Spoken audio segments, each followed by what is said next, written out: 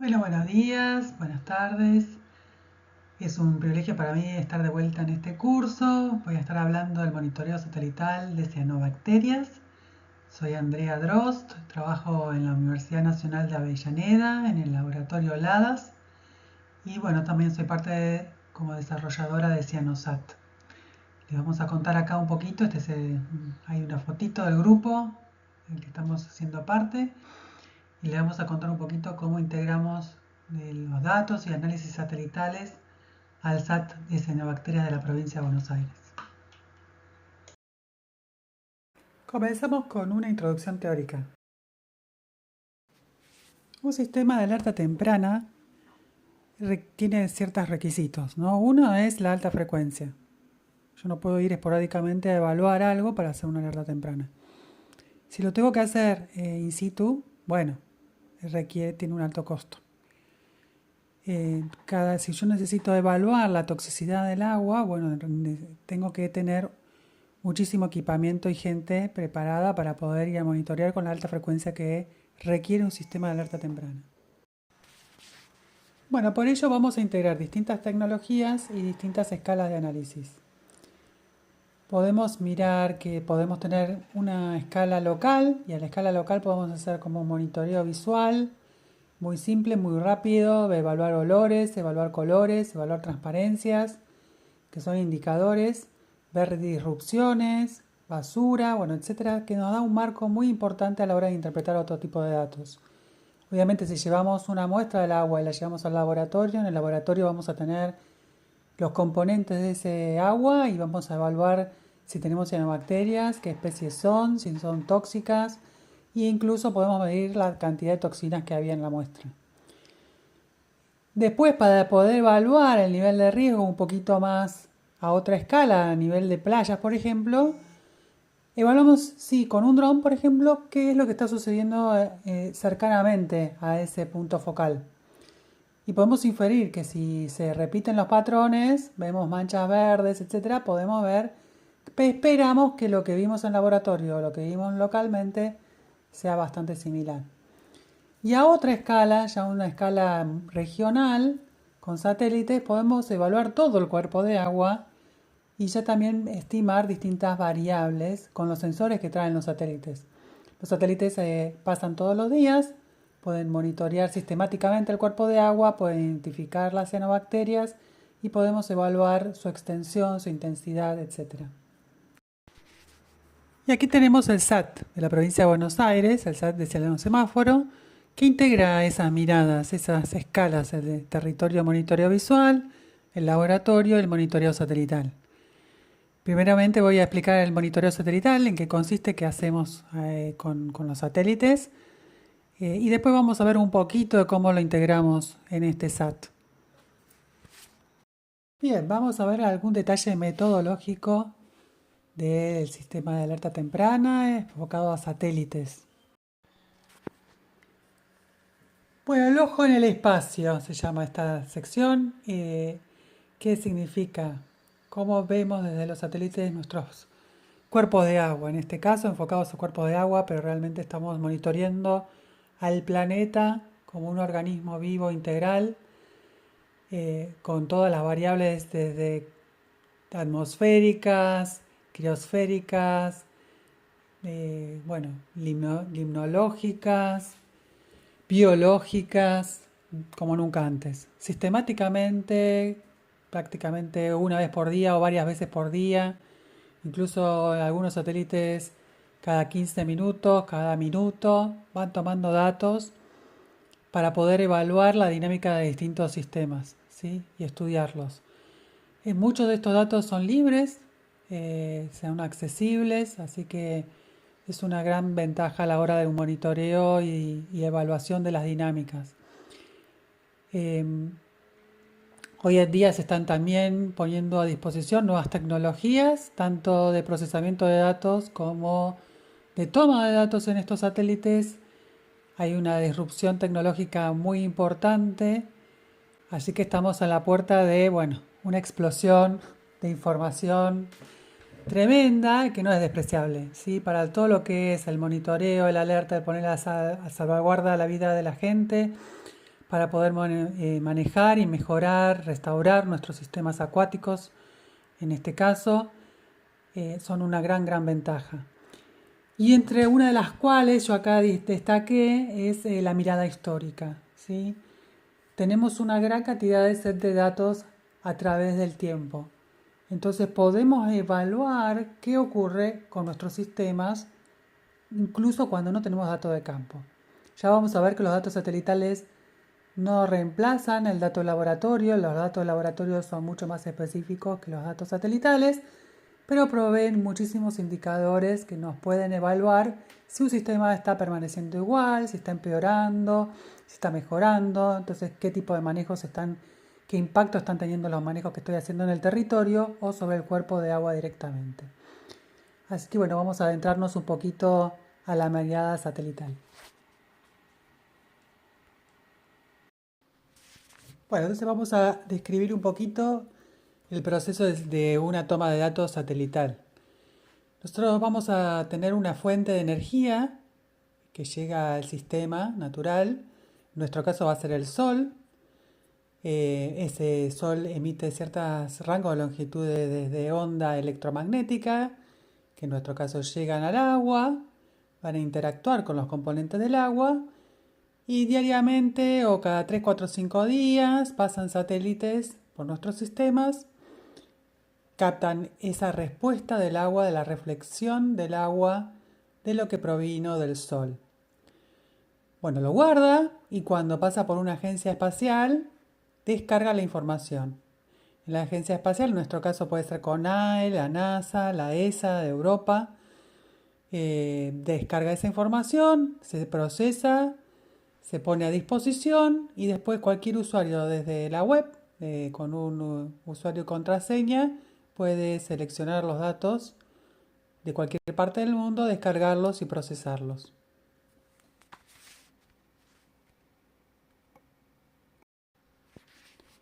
¿Y cómo interactúa el agua con la luz solar? Bueno, si tomamos un vaso de agua, vamos a ver que el mismo es traslúcido, ¿sí? Esto quiere decir que que la luz del sol, perdón, la traspasa, ¿sí? Es transparente a la luz solar. Así que no da color. Y si no da color, si no interactúa con la luz solar, no la refleja, bueno, al satélite no le llega información. Ahora bien, si el agua tiene componentes, esos componentes sí actúan con la energía recibida del sol. Algunos componentes pueden absorber ciertos rangos de longitudes de onda, otros pueden reflejar, otros incluso pueden excitar ciertas moléculas y fluorecer, generar su propia respuesta solar, respuesta de luz, generar un haz de luz en ciertas longitudes de onda. Y eso es lo que le da el color al agua, ¿sí? Y podemos ver, por ejemplo, cuando vemos a simple vista el agua marrón, decimos, hay muchos sedimentos, ¿sí? Mucha arcilla, mucho limo. Cuando la vemos verde, bueno, hay algas, hay plantas, hay fotosíntesis, hay clorofila.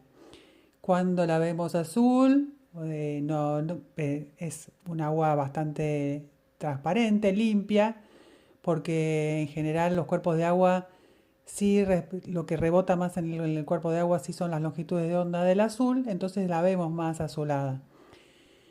Y cuando la vemos negra, bueno, hay materia orgánica disuelta, ¿no? Lo que se llama SIDON. Estos componentes que podemos ver a simple vista, después también los podemos ver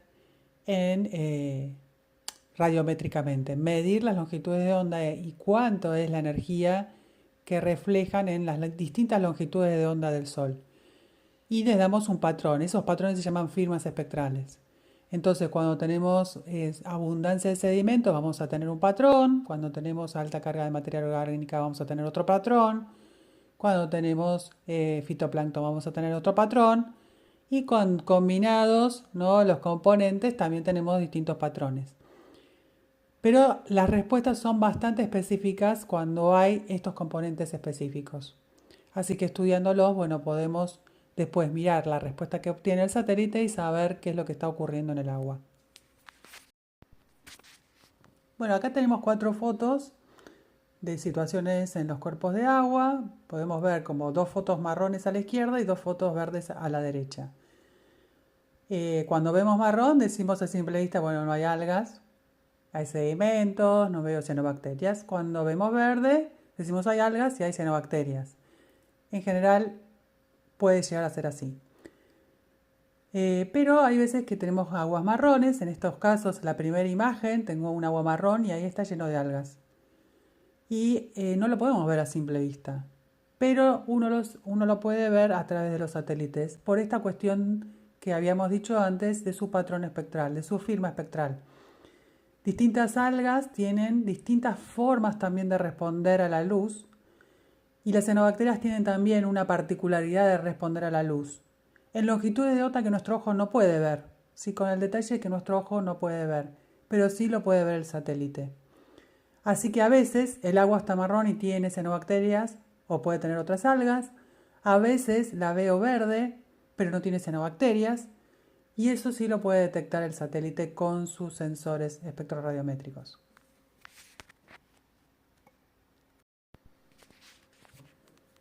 La relación entre lo que ocurre en el agua y lo que ve el satélite lleva mucho trabajo de campo previo.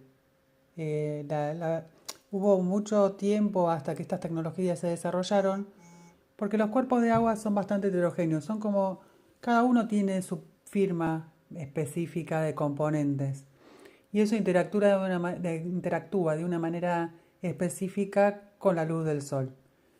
Así que el trabajo de campo es inevitable. Siempre una corroboración, una recalibración a lo que está ocurriendo en cada cuerpo de agua es sugerida.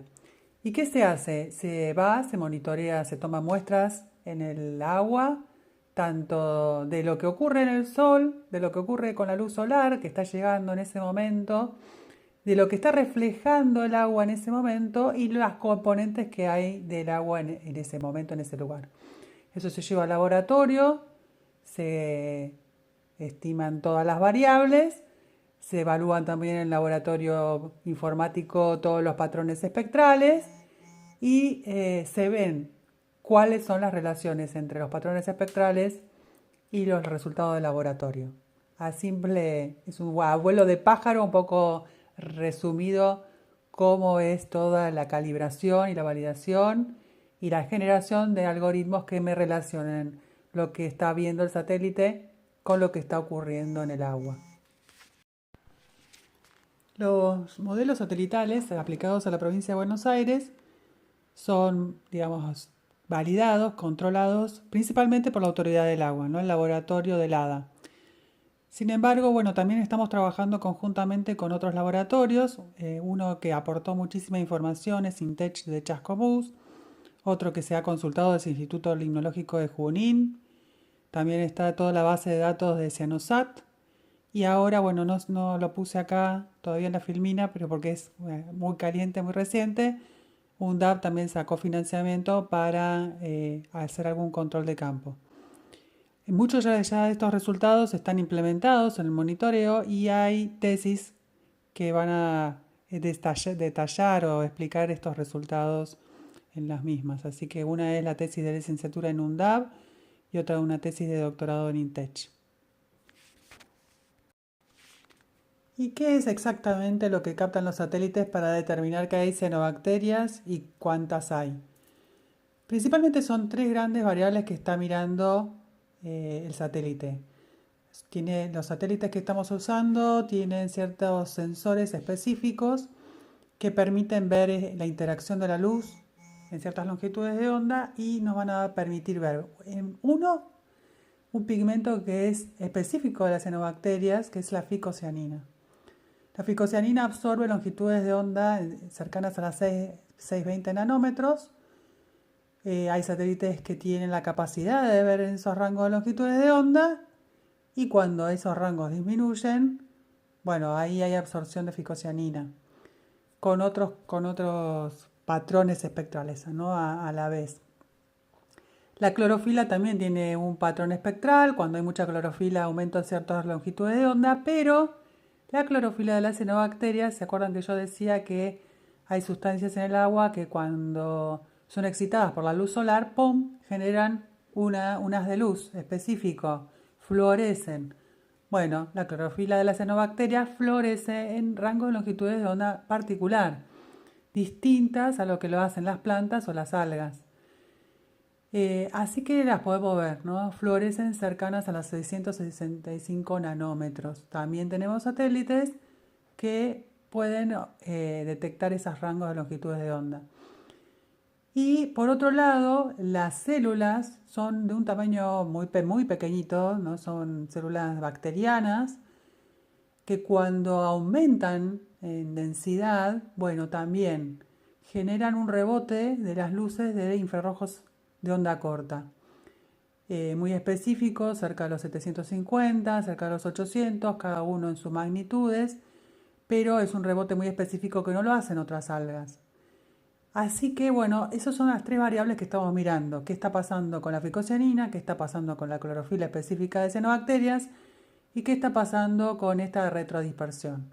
Cuando todas estas variables aumentan, no tenemos duda que hay cianobacterias, y cuando están en alta retrodispersión, alta fluorescencia, sabemos que la densidad es alta y en función de eso vamos generando niveles de alerta.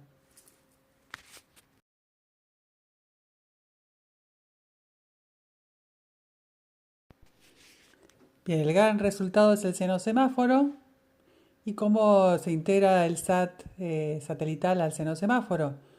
Bueno, nosotros monitoreamos todos los días se procesan imágenes, se evalúa lo que está ocurriendo en toda la provincia a un detalle, después cada 3 o 5 días a otro detalle más específico, con otro satélite de mayor resolución. Y cuando vemos cambios abruptos se manda un reporte de alerta al ADA y a la subsecretaría. Y semanalmente se genera un informe, digamos una mapa web que resume lo que estuvo ocurriendo en la semana. Si el alerta es alto, si hay tendencias a disminuir, a aumentar, a permanecer igual. Esto se integra con el monitoreo visual de los municipios. Los municipios, como habíamos dicho, ven a una escala mucho más precisa. Evalúan el color, evalúan la transparencia, bueno, lo que ya van a ver en el módulo específico. Y eso se integra y se genera el cianosemáforo semanal.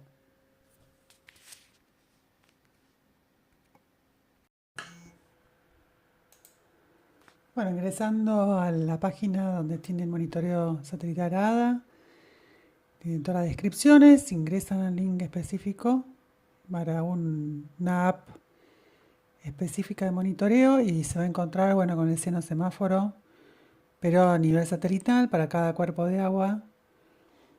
Van a tener un panel donde se van a ver las fechas y se va a ver un resumen para toda la provincia, tanto de la proporción de alertas como por punto, el nivel de alerta para cada punto de monitoreo.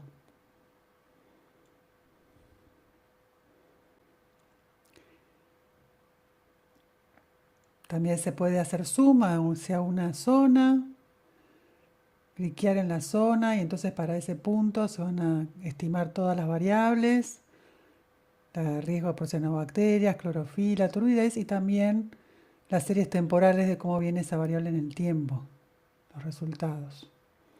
A su vez las firmas espectrales para ese punto.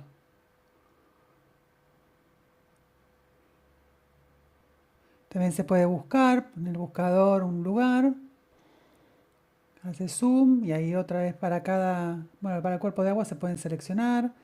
Se puede ver las imágenes en RGB con las combinaciones de bandas, cómo se ven, la temperatura y cada variable. Temperatura, materia orgánica, turbidez, concentración de clorofila y bueno, el nivel de alerta por cianobacterias. Y nuevamente cliqueando se pueden ver las variables para ese punto. Así para cada punto que uno cliquee.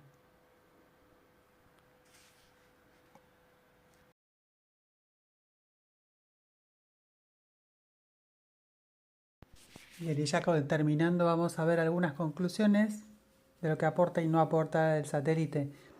Vemos que Tiene una alta frecuencia, poder visitar toda la provincia de Buenos Aires diariamente es imposible a campo, o lleva un esfuerzo muy muy alto. Mirada sinóptica del cuerpo de agua, yo puedo ver lugares donde es muy difícil acceder. También tenemos un periodo de latencia corto. ¿Qué quiere decir el periodo de latencia corto? Que en poco tiempo se procesa esa información y se pone a disposición. Cuando uno va al campo, generalmente todas las variables que se monitorean al laboratorio llevan un tiempo interesante de procesamiento hasta que llegan y hasta que se pone el resultado de disponibilidad. En cuanto a lo satelital, lo tenemos entre 12 y 24 horas. También podemos ver históricamente lo que ocurrió, comparar los datos en series con datos anteriores, como dijimos, donde no hay datos de campo. Bueno, y el costo bastante accesible. Cuando uno mira el costo comparado a lo que es la evaluación en territorio de las variables que estuvimos contando, se abarata muchísimo, ¿no? Solamente tenemos que tener presente los servidores, las computadoras y los profesionales. ¿Qué se es limitado? ¿En qué se limita tanto el satélite? ¿Hasta dónde llega? Bueno, lo principal es la escala. No vemos a escalas locales. Tenemos una escala con alta precisión de 25.000, es la que menos costo tiene porque las imágenes son de descarga libre. Escalas todavía de mayor precisión existen, pero son comerciales los satélites, así que hay que tener un costo adicional. No puede monitorear lo que se disuelve y no da color. Las toxinas no dan color, o sea que no se puede ver directamente la toxina. Cuando está nublado no se ve, no pasa la luz a través de la nube y entonces no llega la información al satélite. Cuando tenemos cuerpos de agua muy pequeños que están por debajo, ahí al límite de la escala de resolución, bueno, tampoco se pueden monitorear. Las orillas tenemos limitaciones por cuanto los píxeles se mezclan en el agua y en la orilla toma el píxel, que es la unidad mínima de mapeo de un satélite, tiene una parte que es orilla y otra parte que es agua y bueno, la respuesta es única, es una sola respuesta para toda esa zona. Así que ahí no sabemos bien qué estamos mirando, si el agua o la orilla, y muchas veces son esos lugares de transición. Aumenta el nivel del agua, baja el nivel del agua, así que es donde más ruido hay. Y luego las floraciones incipientes, también que generalmente se encuentran muy cercanas a la orilla, el satélite tiene ahí una limitante. A veces se ve, las orillas están bien marcadas, pero igualmente cuando la floración es muy pequeña, puede detectar un aumento ahí de pigmentos o de densidades de células, pero deben estar confirmadas con datos de campo. Bueno, entonces, ¿qué podemos así rápidamente decir?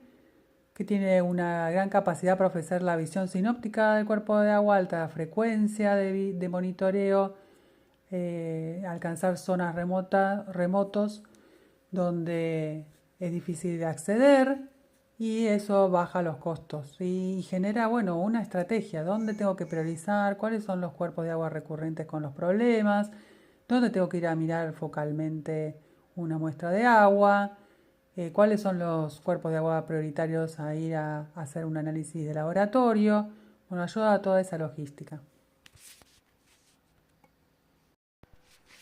La conclusión final, bueno, es que el satélite constituye una herramienta objetiva de muy gran valor, disminuye costos, facilita un escaneo rápido de todo el área de estudio con costos mínimos, ¿sí?